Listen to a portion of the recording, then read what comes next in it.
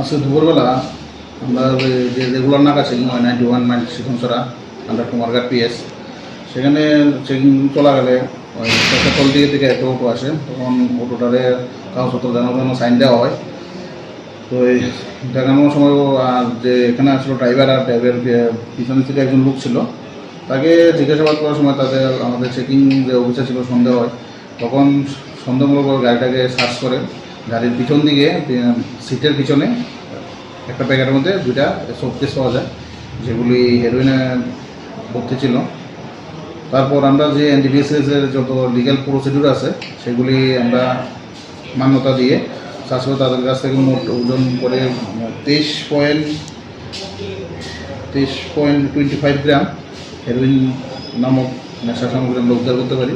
এবং তাদের যে দুজন ছিল ড্রাইভার এবং আরেকজন লোক ছিল, তাদের পার্সোনাল সার্চ করে আমরা তাদের কাছে 35,500 টাকা এবং 2টি মোবাইল সিজ করি। স্যার তারা নিয়ে আসে। ব্রাউন সুগারগুলি বাজার মূল্য কত টাকা হবে স্যার? 2 লক্ষ টাকা হবে। আচ্ছা, যে অটোটা আপনারা আটক করছেন অটোটা কি অটো ছিল?